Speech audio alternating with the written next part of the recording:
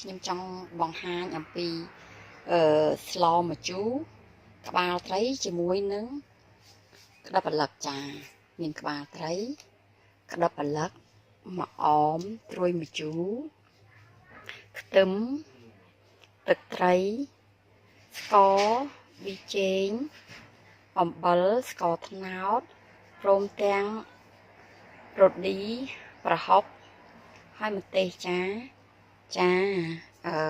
នេះក៏ដូចជាអណ្ដែងស្លឹកក្រូចគល់ស្លឹកគ្រៃចាកំបិតហើយនឹងជ្រុញក្បាលត្រីដែលយើងសម្អាតហើយចាយើងលាងសម្អាតហើយយើងវះពុះវាឲ្យស្អាតវះវានឹងយកប្រមាត់ចេញយើងធ្វើវាស្អាតចានេះធ្វើវាស្អាតបែបនេះមកនេះគឺជាទឹករបស់យើងឥឡូវយើងចាប់ដើមតាមដានមើលទាំងអស់ចាឥឡូវយើងចាក់ដាក់តាមទឹកឲ្យពុះចាំយើងចាប់ដើមដំដាក់អីថែមឥឡូវយើងដាក់ដាំនេះយើងដាក់ដាំទឹកហើយបើគេហើយចាខ្ទឹមយើងដំឲ្យម៉ត់បែបនេះយើងចាប់បង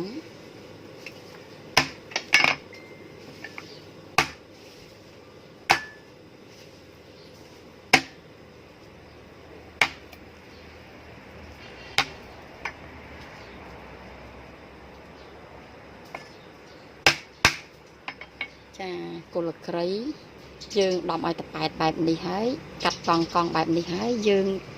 យកបងចានេះស្លឹកក្រូចរបស់យើងចាយើងចាប់ដាក់បងមុនទៅ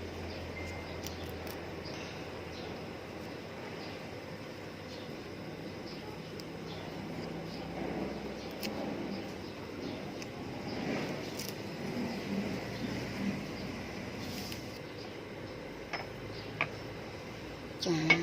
យើងដាក់បែបនេះ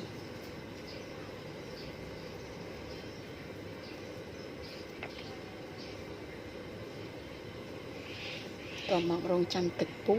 ចាំយើងចាប់ដើមបងអីទៀតហើយយើងចេះតែចិត្តនេះទីបដាទៅដាក់ប្រឡាក់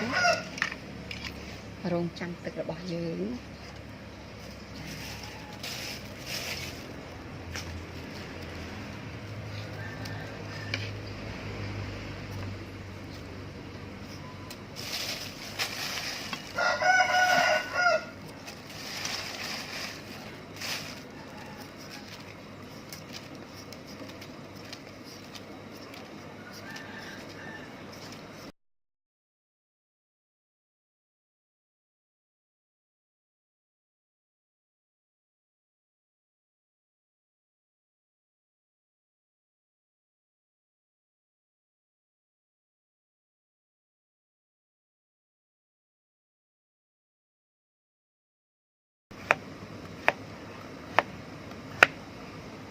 ចា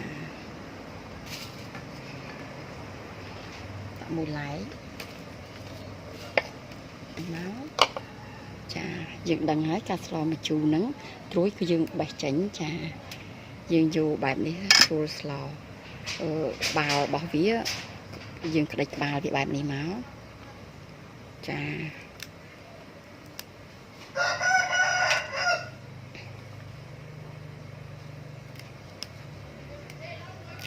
ចាឥឡូវទឹកយើងពុះហើយចាប់ដើមបន្តទៀតចាឥឡូវទឹកយើងពុះចាប្រហុកនេះយើងដាក់បងទាំងអស់ចាពេលព្រោះនេះប្រហុកសាច់យើងមិនបាច់ចាំកញ្ចាំទេយើងដាក់ច្រើនចា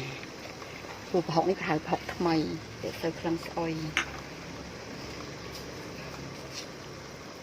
បន្ទាប់មកខ្ញុំលួចអំបិលបន្តិចណាប្រហុកក្រាយហើយតែខ្ញុំលួចបន្តិចដើម្បីវាចូលជាតិហើយយើងឲ្យទឹកយើងពុះខ្លាំងយើងចាប់បងក្បាលត្រី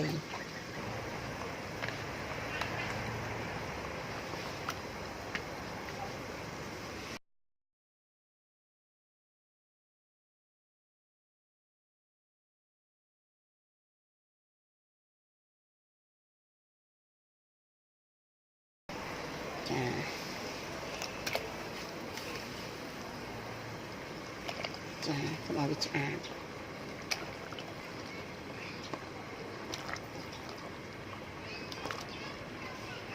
ចាcòn ហើយយើងគ្របវាទុកមួយសធុប ឲ្យវាពុះហើយឲ្យវាឆ្អិនសិនចាំយើងដាក់ថែមគ្រឿងក្រៅបន្តទៀត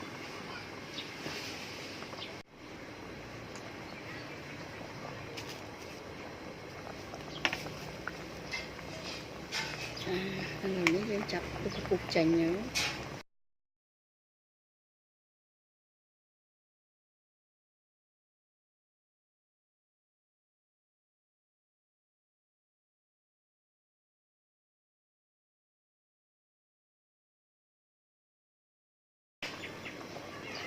ចាយើងបង់ម្ទេសបដាទៅ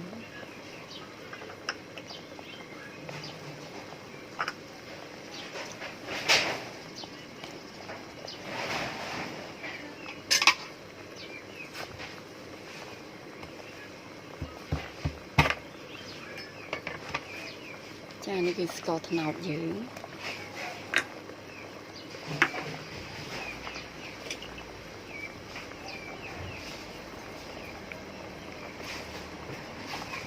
ចាប៊ីចេង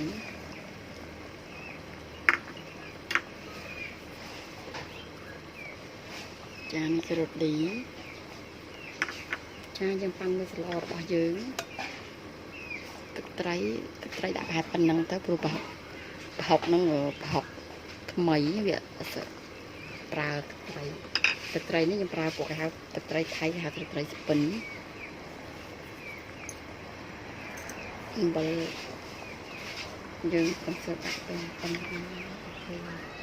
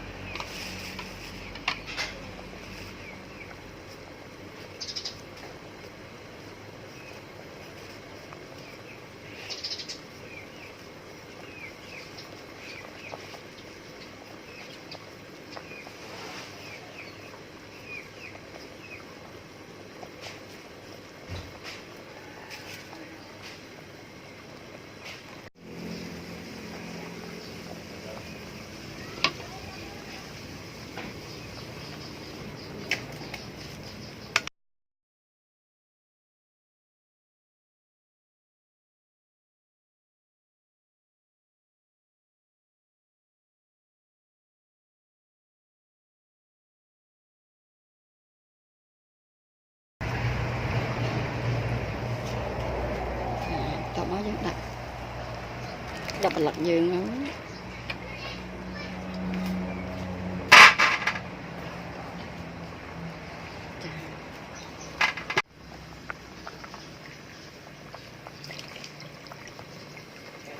ចាយើងចាប់ដាក់ធ្វើជូរយើងបដាទៅ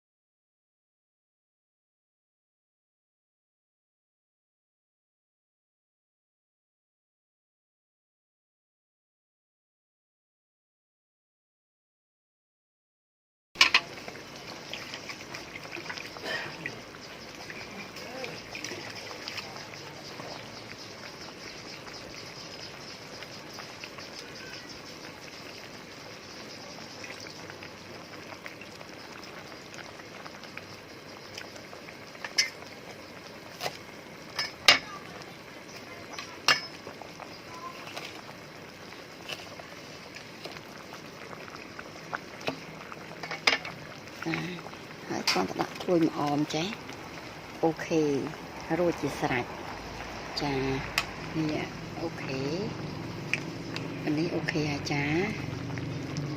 បស់យើងឆ្អិនហើយចានេះស្លម្ជូរ10ប្លឹកជាមួយនឹងក្បាលត្រីរ៉ស់ចាអូខេអរគុណរាល់ការតាមដានទាំងអស់គ្នាចាបើមានអ្វីខុសឆ្គងក៏សូមខន្តីភ័យទោស ដល់នាងខ្ញុំផងចា